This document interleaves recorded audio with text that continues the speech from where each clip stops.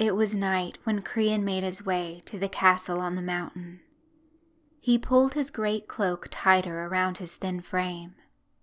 Ever since the disease had stricken him 2 years earlier, his muscles had withered to nothing, and his fat was non-existent. Under the thick great cloak, he was little more than a skeleton draped in human skin. The wind howled and tore at him like an angry spirit, threatening to knock him from the nearby cliff and into the hungry waves that crashed against the rocks below. The castle's gates were made of 2 impossible slabs of bronze, with no outward-facing handles in sight. The hinges alone were as big as Crean, who, though skeletal, was considerably tall. As the man reached out to knock, the great doors opened, letting out a rush of stale air that stung at Crean's eyes.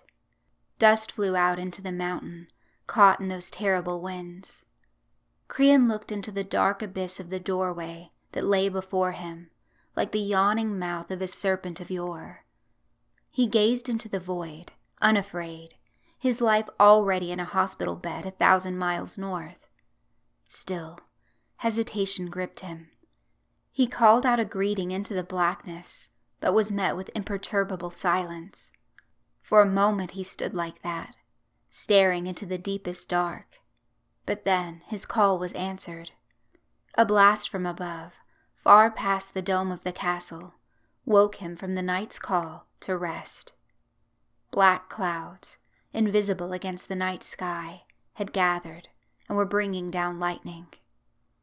Crean felt the first silent drop fall against his shrunken face and stepped into the doorway for shelter. To a man of his condition, rain spelled death. Now inside the mouth of darkness, Crean relaxed. He was in. He was doing this. Finally. This castle, a maze of unknown corridors, would be his salvation. Somewhere within the strange, heavy air was something the world had never known. A cure. It was with ineffable assuredness that Crean knew this, one which bordered on instinct.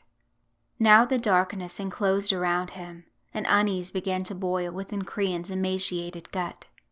His hand drilled into a pocket, pulling forth a book of matches. These flimsy cardboard tools were all that stood between him and the inky night. With fumbling, gnarled hands, Crean pulled a stick free and felt the rough strip along the book's edge. He struck, fingers close to the head, and the faintest of lights came from his hand. Flickering against the indomitable blackness, the light withered and died, revealing only a hint of the room. Behind him, the wind howled, and rain began to enter sideways, so Crean leaned his frailness against the doors of bronze in an attempt to close them. After what seemed like ages of heaving and huffing and breathing the stale air, mixed with the humid outside, the doors closed, and now he was alone. Alone with the dark. He reached back into his pocket for more matches, only to realize he dropped them while straining against those massive doors. Praying he had not dropped them foolishly into the wind's grip, Crean fell to his hands and knees, feeling in the gloom for the matchbook. The floor was freezing cold, wet from the rain. Crean began to doubt the matches would not be soaked by the time he found them, if he did find them.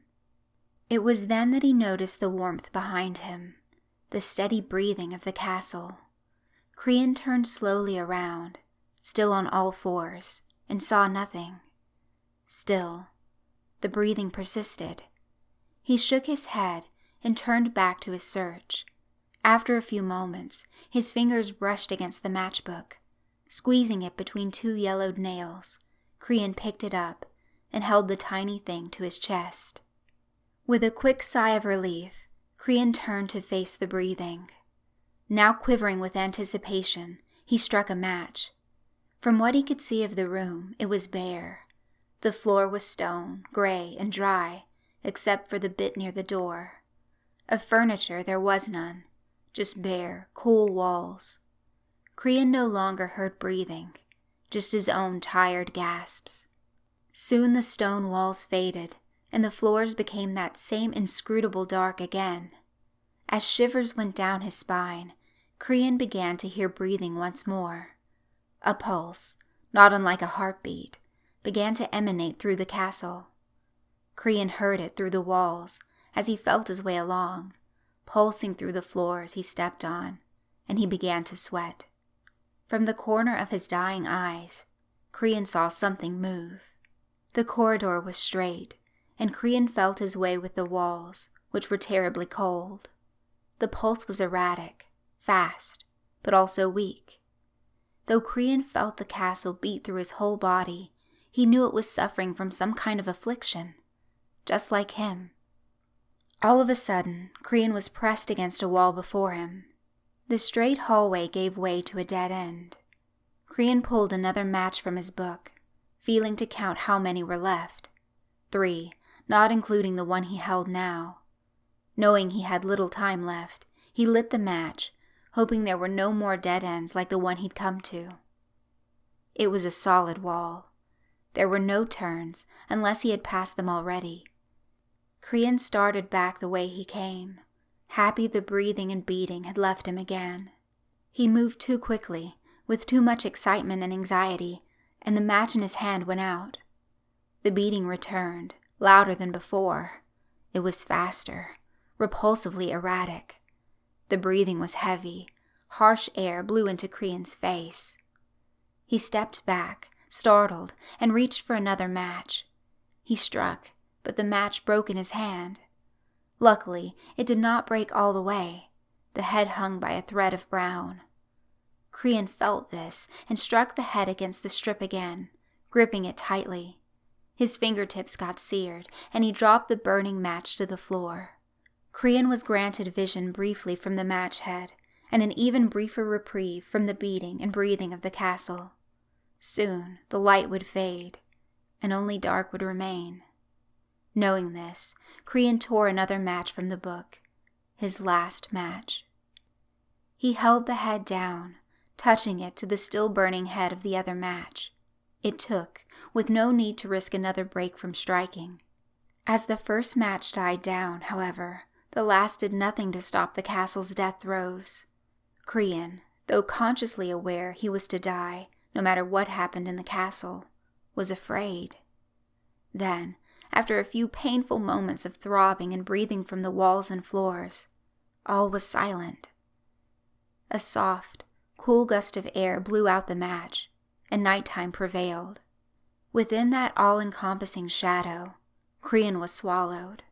The dark around him became warm, material, and engulfed him. He felt like a boy in his bed again, warm, safe, comfortable, and without pain.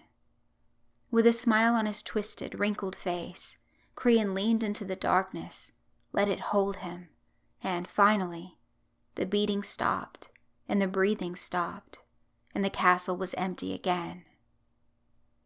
It came here just for me, Crean thought happily, as he drifted to sleep. Out in the storm, a bolt of lightning came down on the mountainside, illuminating the cliff and the castle. Only, there was no castle, just crumbling ruins and scattered stones. Elsewhere, an old, sick man, with no relatives or close friends, died quietly in his sleep, comfortable in a warm hospital bed.